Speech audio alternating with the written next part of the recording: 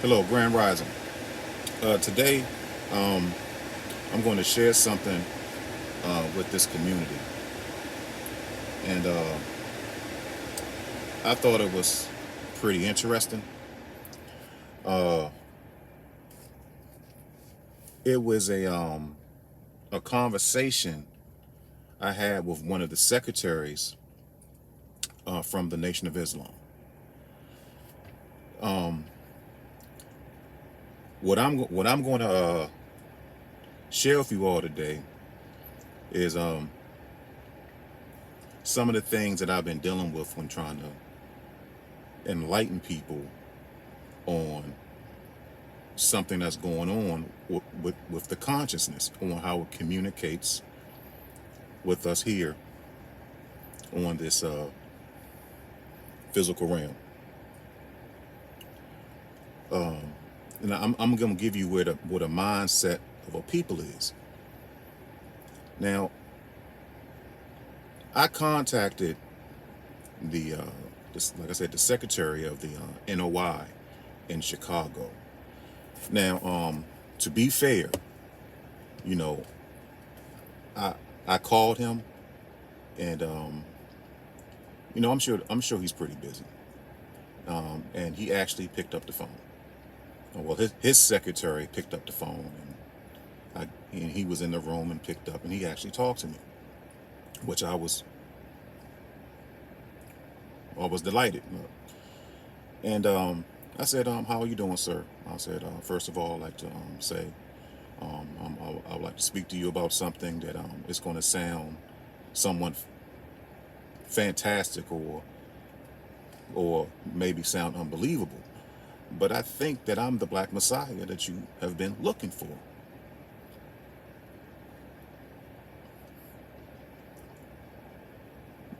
This was his reply.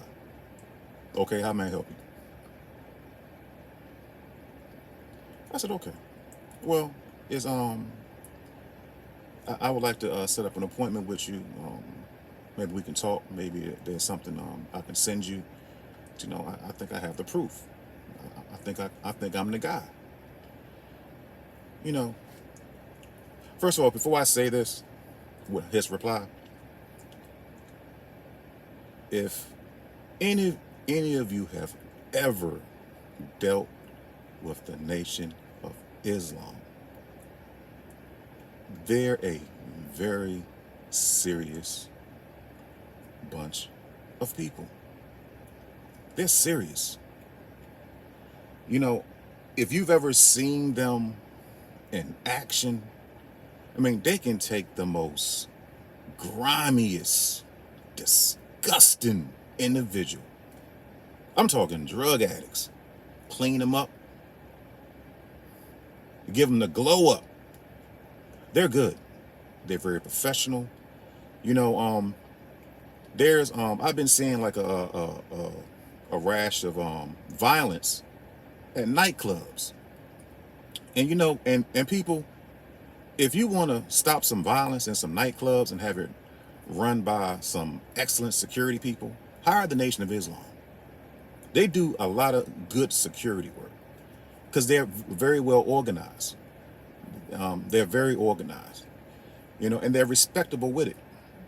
But don't let that respect get you twisted, because they're serious about what they do. And in my youth, I was actually um, in the NOI for a short period of time, maybe a few years. I was in and out, and what had got my attention with them, it was that they were into numbers. There's other groups who are into numbers, but there's a thing called supreme mathematics. But they can tell you the distance between the Earth and the Moon, and the Earth to the Sun, the the diameter of the Moon, diameter of the Earth, even the diameter of the Sun. I mean, it it's I like numbers, so they were talking my language. But not just that, they have I'm not gonna get sidetracked with this, but you know, eat to live, how to eat properly. I was first introduced to eating properly through them. Now I think I've been vegan for almost like 7 or 8 years now. But before I was vegan, the Nation of Islam, they took me off of pork. I stopped eating pork because of them. And I'll forever be grateful because I learned a lot of lessons during my time with the Nation of Islam. But so I'm not going to be disrespectful with this. I'm just going to tell you what happened. So when I talked to him, I think his name was Aliz Muhammad. Pardon me if I'm messing up the name. He was out of Chicago, and he says, how can I help you? I said, is there something I can send you? I would like to show you something. I think I can prove that I'm the guy you're looking for. He goes, well, you don't have to send me anything. You don't do that. If you're the Black Messiah, as you say, we'll see you. We'll let the work speak for you. I said, oh, okay. I almost let my ego get the best of me. I said, I hear what you're saying. And sir, this was my response. I know when I'm being brushed off. He says, no, I'm not brushing you off, sir. I'm just letting you know if you say you're that guy, we'll see you. You don't have to call anyone or send them anything. We'll see you. I said, okay. So, sir, you don't have to send me anything. He asked me a few other questions like, what's your name? Was I ever in OI before? I said, yeah, I was. And he asked me what year. And that was it. He says, well, is there anything else I can help you with? I said, no. I said, well, I have to get back to my duties. Good day. Now, that was it. And like I said before, I almost let my ego get the best of me, but I didn't. I can respect his position. I mean, he's probably a busy guy. But you would like to think that, first of all, let me say this. If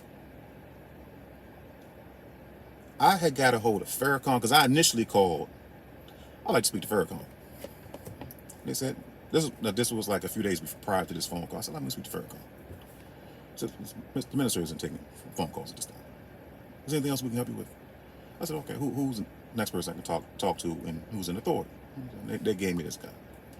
But let me just say this. I don't think the minister, Louis Farrakhan, would have responded in that way.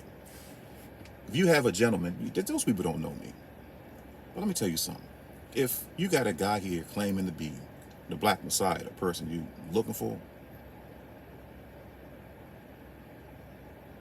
the person you're looking for, who's going to show up,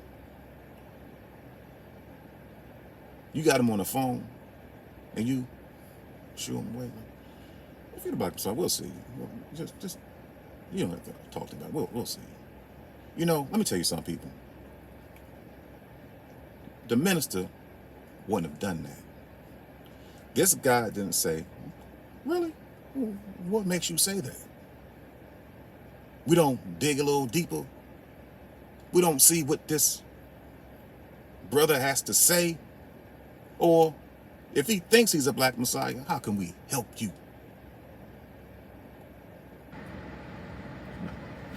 He didn't do any of that. I'm not going to say this guy speaks for the Nation of Islam. Like I said before, I just called him randomly, picked up the phone. He doesn't know if I'm some crackpot on the other end of the line. I understand. But like I said before, I don't think the minister would have did that. I saw a speech. I think it wasn't a Million Man March. It was I think it was the Atonement March. One of those marches he did, like where a bunch of people showed up, and he did if any of you got the time to listen to it, he did a fantastic speech. Well, he started breaking down, like I said before, I love numbers. He started breaking down the height of the monument, the distance between the White House and the monument and the Capitol. And he was doing it in a spiritual way. At the time, I was like, oh man, he get it. I love hearing stuff like that. Because the architects who build these things, they deal with numbers. Everything is about numbers, people. Like I said before in the previous podcast, that um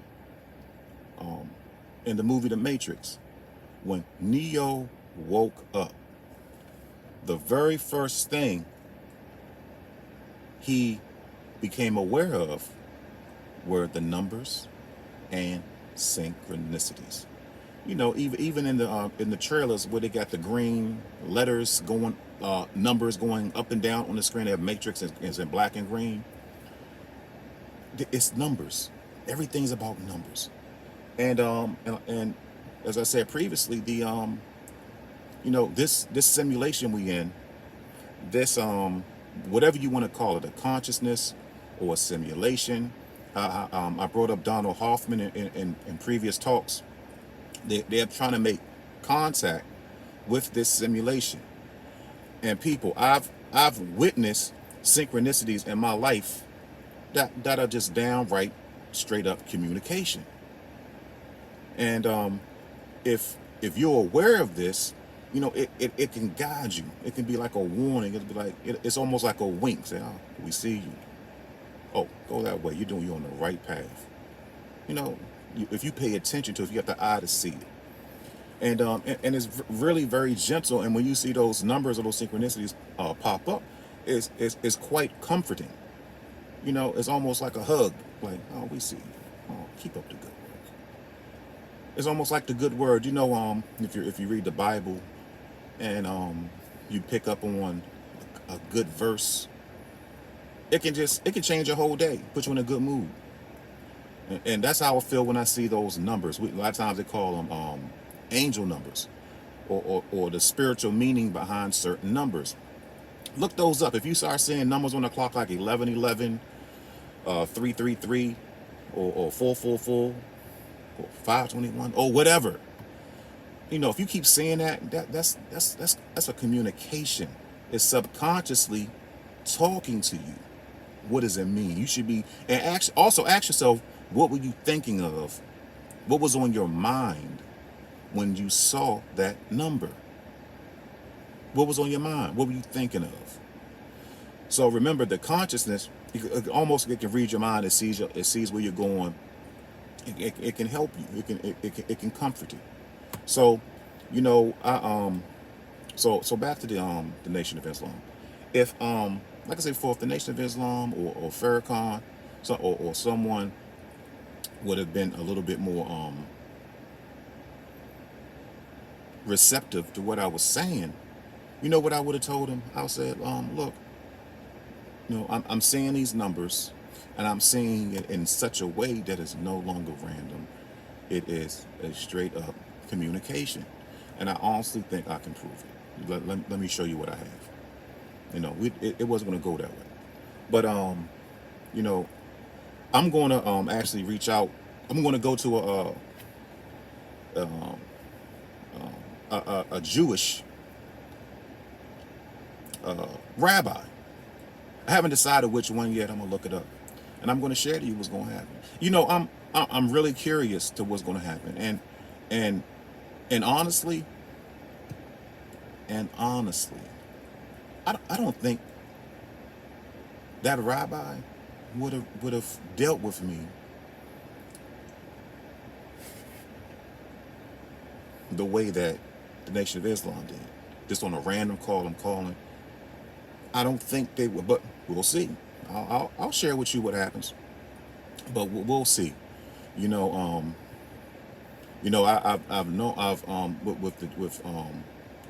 in Jewish the religion, they actually deal with numbers a lot. It's part of the religion. They see them. It's part of the religion. It's there. The same way with the NOI, they deal with numbers too. And a lot of these Muslims, they call it the mathematics, supreme mathematics. So, I think if I would have came at them like that and showed them that, the conversation may have been a little different. But we'll see. But let me say this back to the numbers and the synchronicities. As I said before in in previous videos that I have a beautiful set of synchronicities that that's so random that is no longer random. And I was going to attempt to communicate back to the simulation by creating my own synchronicity. Simple enough. I'm gonna shoot it back.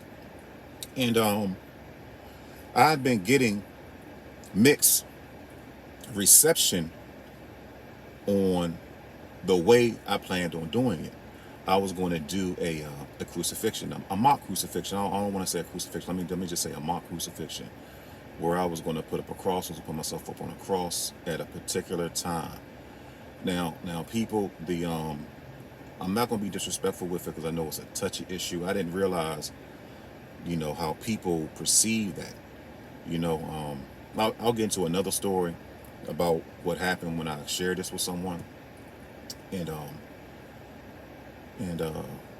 but I'm going to do a crucifixion, a mock crucifixion. I'm not going to kill myself or anything like that, or harm myself.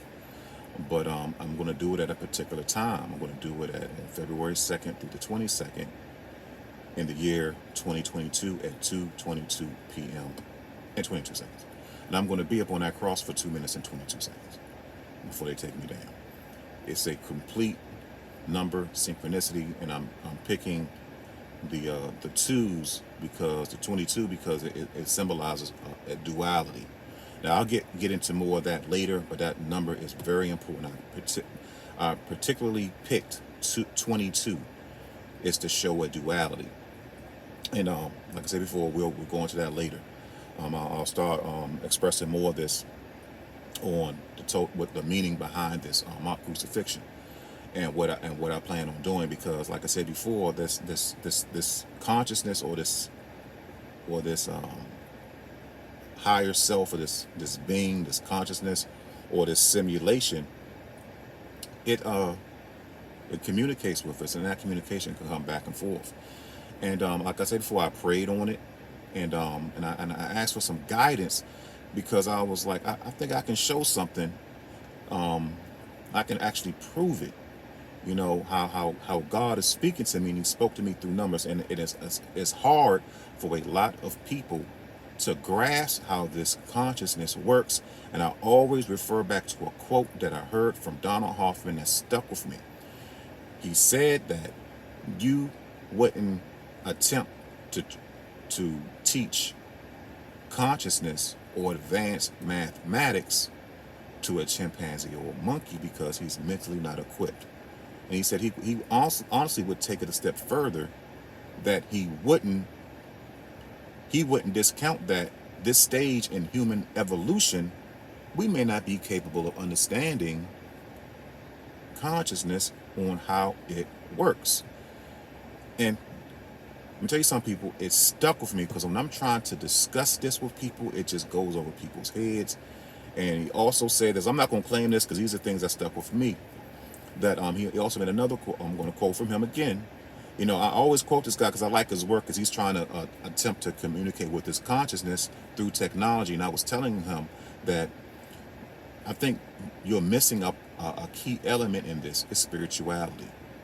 It's spirituality. He could quite possibly do this through technology, but I'm going to tell you right now, this technology is not going to beat the spirituality.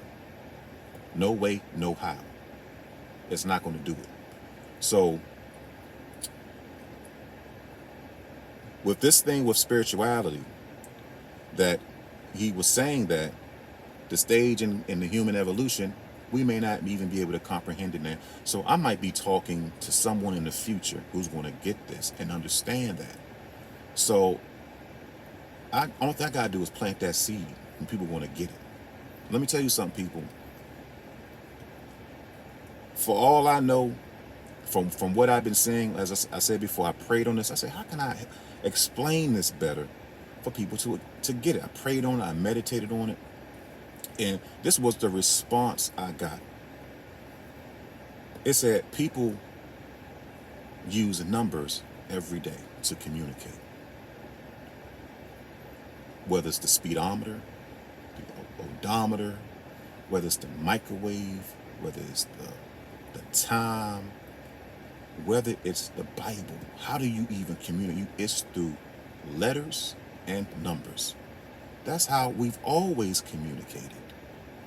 Letters and numbers.